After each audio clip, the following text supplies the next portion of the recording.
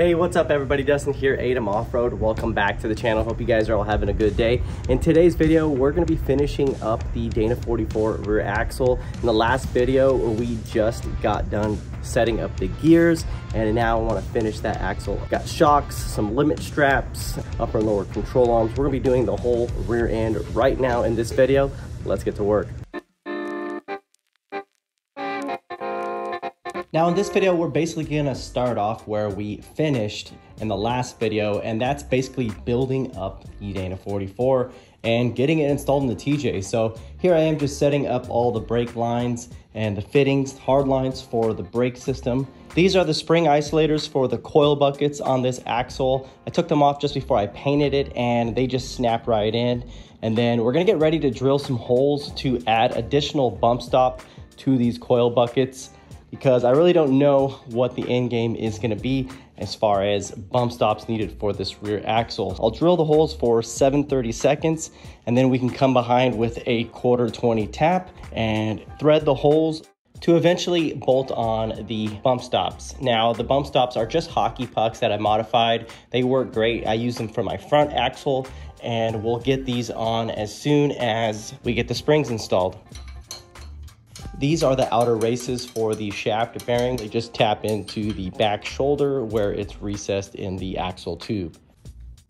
Now, a couple months back, I ordered a drum brake to disc brake conversion kit, and unfortunately, Jegs has it on back order till about mid-November. The conversion kit would have came with new seals and bearings. Because it's not here, we're gonna have to reuse the bearings and seals on these axle shafts. These are the G2 chromoly shafts, super strong, 30 spline for the Dana 44. Now, typically, anytime you remove these shafts, you would wanna put new bearings and seals. That way you have the best chance of everything sealing up and working properly. So the plan here is to try my best to reuse this seal and bearing, since we're gonna be back here in a month or two. So we wanna oil up this bearing so we can put it back in, and I'll add a little bit of red grease to where the seal is gonna be on the shaft.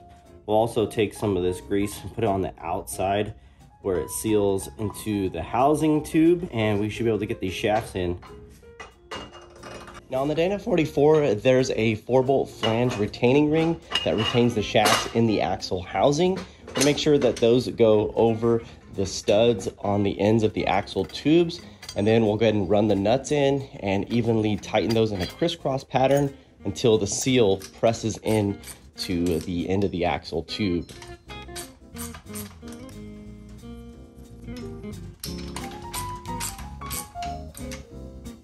Then we can torque the 4 nuts to 45 foot-pounds.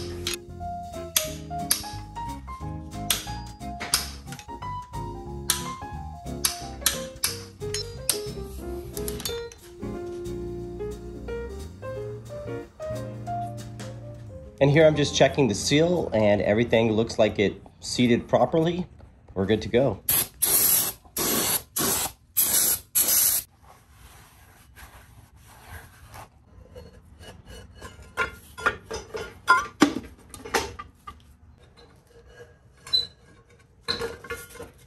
Now, because I'm upgrading the brake lines for this axle, the bulkhead actually became a lot thinner than the original bulkhead. So the vent tube was actually protruding too far or deep into the axle tube, and it was making contact with the axle shaft. So I ended up having to cut the vent tube down to shorten it, and then resealed it with some Teflon tape, and then bolted it back onto the axle. And that was a quick mod that will allow the new extended brake lines to work properly with this axle. The next thing I need to install is this upper track bar mount bracket. It actually brings the track bar up a bit, and this one's by Metal Cloak. Really nice finish, decent welds. I'm gonna go ahead and bolt that up to here, and it comes with this aluminum spacer. You just kind of tap this in so it gets back to the hole, just like that, to where you can get the bolt through. Put our mount on here.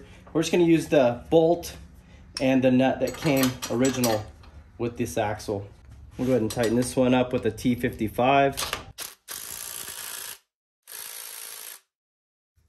And the kit comes with some bolts and nuts with some washers.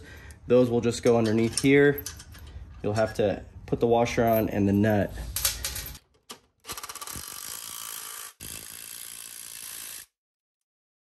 So that's the installation on this track bar mount. Comes with a new bolt, grade 10, and nut. We'll install that when we get the axle under the Jeep. I need to add the breather tube just in case some oil comes out. It will be on the axle.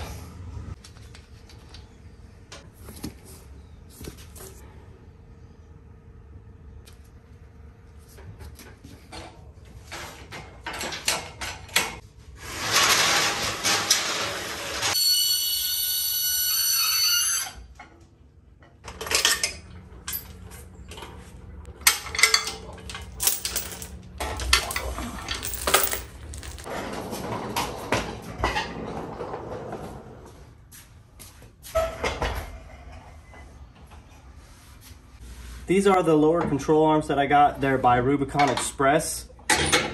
Pretty heavy duty control arms. This is the Super Flex joint with the Super Ride at the frame side.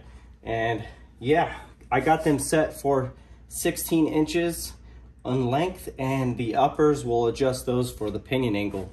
Now I'm not gonna tighten up the hardware. We'll do that last once we get the springs and the wheels back on and the weight of the Jeep on the suspension.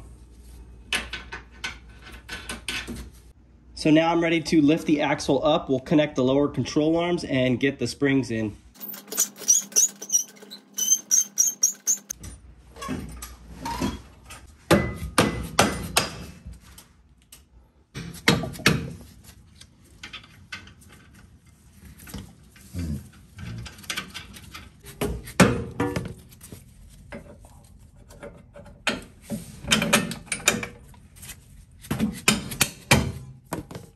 Go ahead and install the springs.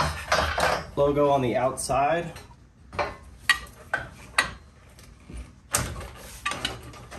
And then we'll jack it up and connect our upper links. So you can see I have this bottle jack right here, and I'm just kind of rotating the pinion upward with it. That way I can line up this bolt for the upper control arm. And I think I just got it, just about got it here. Hayden, will you raise up the jack a little bit? Yeah. It's time to stop. Okay. Right, stop. Got it. And just fed the bolt through and run the nut. Just make sure we'll just leave it loose for now. We're not gonna tighten up anything until, like I was saying, we get the suspension on the wheels. All right, so I've got this arm here loosened up at the jam nut right at the top. Go ahead and set that in, line up the hole, and feed him my bolt. Always good to put some new bolts if you can, and tighten up our jam nut.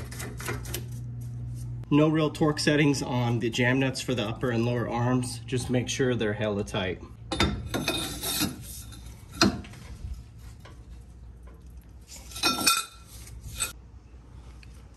Now I've got the springs on. I'm gonna go ahead and just add my bump stops, get those threaded on.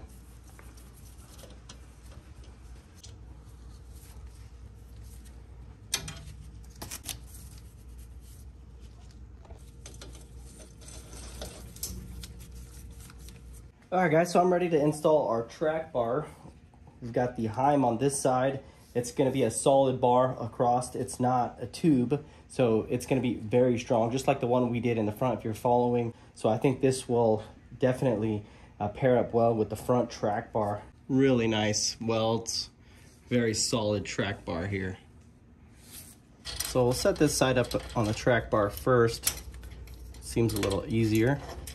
Now I'm gonna put some grease on the outside of this bushing, that way it slips in pretty decently.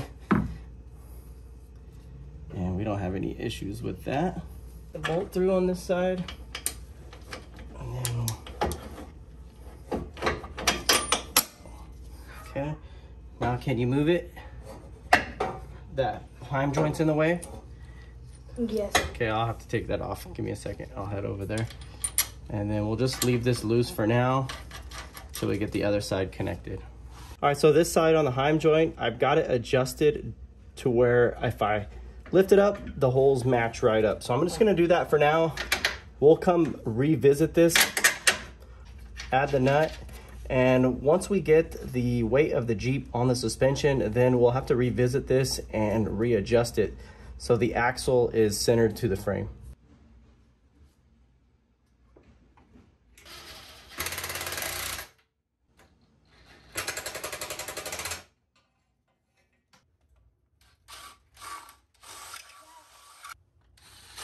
So with the shocks mounted up to the frame, we can now start working on getting the shocks bolted up to the axle. And with that, I wanted to pair up the shocks with these RAS-TP limit straps from Amazon. I picked these up, both of them, for about 60 bucks. They're 22 inches in length and they're rated for 10,000 pounds. They have these chromoly ends with 1/2-inch bolt holes, so you can get creative on mounting them however you like, but they're going to serve two purposes on this build. One is to limit droop. We want to do that to protect U-joints and arm joints and things like that from binding up, as well as protect our shock, which is the limiting factor for live axles on a Jeep, from being damaged on the trail. So two things: limit droop and protect our shock. Now in the last video, we ended up deleting the rear sway bars, which do help limit droop and provide consistent traction while you're on the trail. So without those, our axle is now going to be live, and the only components limiting droop are the shocks, which are very weak and they're mounting, especially on the frame. You have the bar pin with the two little bolts. Those can pull out and rip out and become damaged, and I just don't want to deal with any breakage on the trail. So we're going to protect those shocks with these new straps, and we're also going to set a new limit with the length of the strap. That way the shock doesn't bottom out to destroy itself. So at the moment, without the straps, the shocks are allowing about plus or minus 5 inches of up travel and down travel or droop from ride height. Now, ride height is determined where I'm going to put the bolt on the frame to mount the upper strap down to the lower mount on the axle. And that is with the wheels on the axle and the weight of the suspension, all of that on the axle as well. And then I get a measurement about 19 inches. So with the strap bolted on, we're going to get a new limit of about 22 inches, and that's going to be the length of the strap.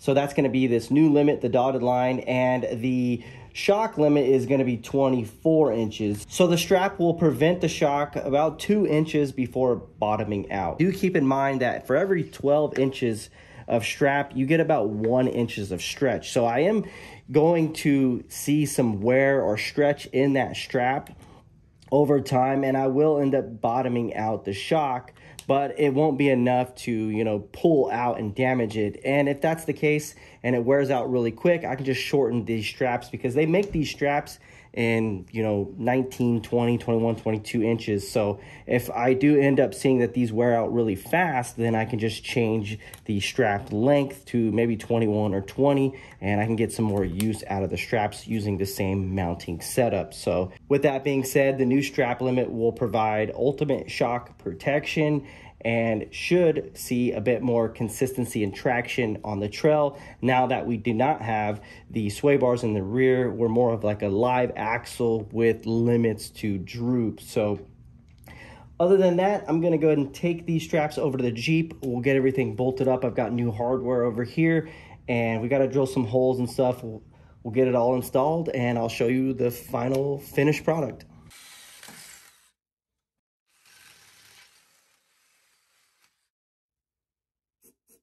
So this is a 7/16 bolt, and we'll just go ahead and push it through the hole there. And I want it to be about right there. Nice and secure. And then we'll work on the lower shock mount. The bolt, and then a washer on the inside.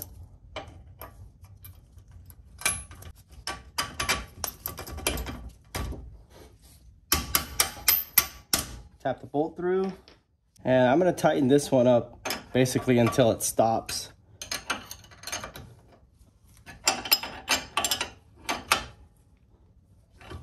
That's pretty tight right there. Put that on, and add my other nut. Now you kind of want this end to be facing the other end. That way it's not moving as the axle is articulating. There you have it, nicely secured. And then we'll measure our differences. All right, so that's the finished product there. Really nice finish on the top and the bottom. And I think that'll hold up pretty solid. And this is the setup on the other side. Looking pretty good. So obviously this is at ride height right now because the slack, I've got the jack up and the frame off of the stands. So I'll lower the jack and we'll droop the axle and I'll measure the stretch on this.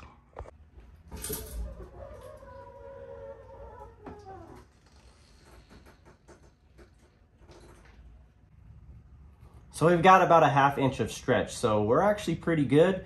We're 1 3/4 from bottoming out the shock.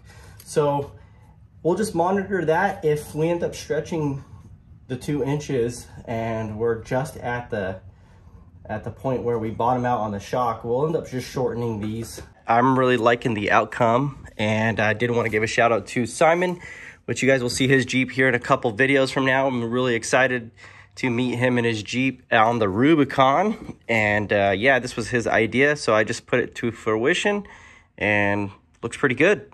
Thanks, Simon. Now there's still a few things we need to do, like connect the drive shaft. We've got the e-brake cables and the brake lines.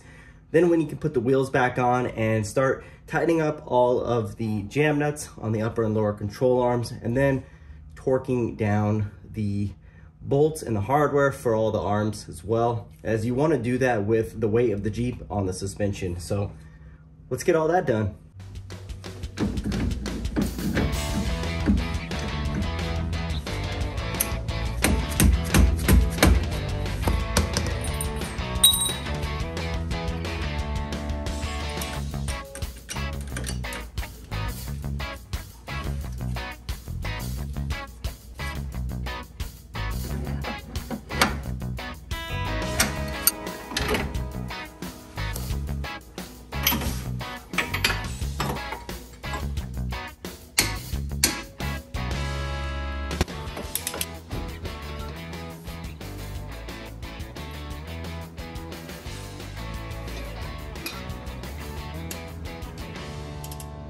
So the drive shaft's all bolted up, ready to go. Put some paint on the nut there for the shaft of the pinion.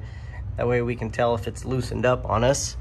And then I went ahead and insert the e-brake cables into the bracket. Those just push in and then they connect to the linkage. It's a good time to adjust your e-brake here. And then once that was done, I was able to connect the brake line right here. That worked out pretty good. This is the extended steel braided brake line that goes over to the bulkhead. I was able to take the breather tube and route that in the back by the shock mount, and then zip tied it off to the fuel tank filler neck, so that way it's way up out of the way. So in case we go through some water crossings, we won't get any water in the axle tube. I got the mount torqued to 110 foot-pounds for the track bar, and that's all looking pretty good. And then I went ahead and torqued the lower control arm bolt to the axle at 130 foot-pounds, and the frame bolt and nut to 113 pounds on both the control arms. And then as far as the upper control arms, the frame side and the axle side, those are both going to be at around 55 to 60 foot-pounds. And then just made sure our jam nuts were all nice and tight. 130 foot-pounds, 130 up at the frame, and 60 on the upper control arm. And that's the other side of the track bar mount at 110 foot-pounds. I did go ahead and bleed the brakes. Went through all 4 calipers and drums, wheel cylinders for the brakes, and then with my one-man bleeder kit, was able to pump all the brakes and get all the air out of the system. So got all that buttoned up. Brakes are nicely well bled. And yeah, just moving on to the very last thing, which is getting the wheels back on. and we can do some test driving.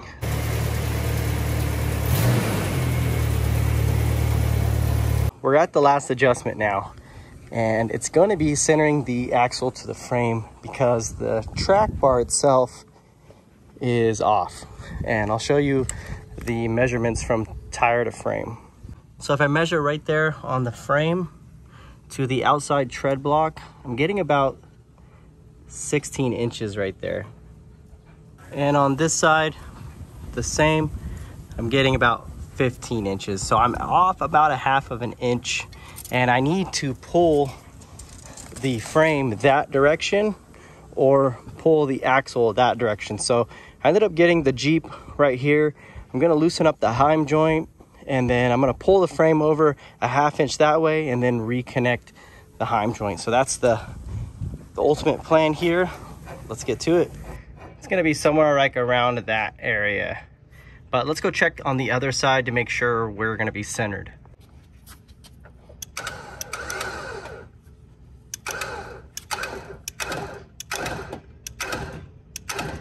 Now we've moved it at least 5/8 of an inch. I'm gonna leave the tension on the winch on this side, and then I'll go back to the heim and feed my bolt through. All right, so I've got the heim threaded all the way into the rod here for the track bar. And I've got the jam nut just snug, not tight. And I've started the bolt. I'm gonna go ahead and drive it in, and then we will torque it to about 55 to 60 foot-pounds.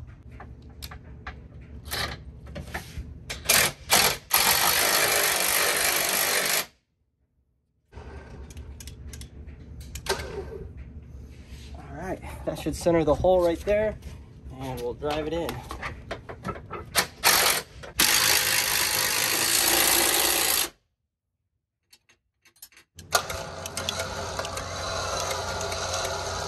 All right, so there it is. The wheel's back on and the heim joint is torqued. Let's check the frame to tread block, and I'm getting 16 inches on that one.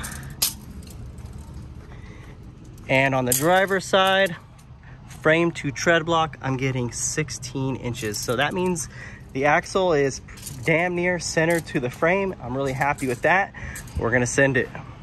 I've got some water drainage out of the fuel tank skid here on the floor. I just washed the Jeep, but I did want to share with you the drive shaft angles in relationship to the pinion. And where I like to measure the pinion angle is off this flat surface here. I think it's pretty good. I've got my angle finder, and I'll just put it right there and we'll check. Got about 13 degrees on the pinion. Let's head over to the drive shaft. This is my SYE Adams drive shaft double cardan setup, and I'll show you guys the drive shaft angle, and we're getting about a 13.2. So what you do is you take the difference from the pinion angle and the drive shaft, and then as you can see, we're within 2 degrees, which is excellent, well within spec. 1 and 3 degrees is what you want. That way the trunnions and the bearings do not stagnate, and they can become bearings and lubricate themselves. So I'm really happy with that pinion angle. If you don't have an angle finder like this to check it, you can use the app. It's the Rigid app. It's free. It's on the cell phone, Android, iOS, but that's pretty much it. Well within spec on the pinion angles. Very happy with that. To get that, you just adjust your upper control arms, and what you do is that tips the pinion upward or downward if however these are configured. My upper control arms from center bolt to center bolt is set at 14 1/4, both arms, and the lowers are set at 16 inches even. So center bolt to center bolt, 16 inches. And that's how I got the 2 degree pinion angle. All right, guys, that's gonna wrap it up for the end of this video. I had a lot of fun sharing with you guys how I built up the Dana 44 and ultimately got it installed and set up in the TJ. I am a little bit bummed out about the drum to disc brake conversion kit. We will have to redo that in another video later on after our trip to the Rubicon. So far, I've got about 150 miles on the rear axle, well within operating temperatures and quiet operation, so I'm happy with that. We'll be monitoring both axles and still breaking them in on the Rubicon, which is kind of risky because we haven't got to the first 500 miles and did the oil change on these axles.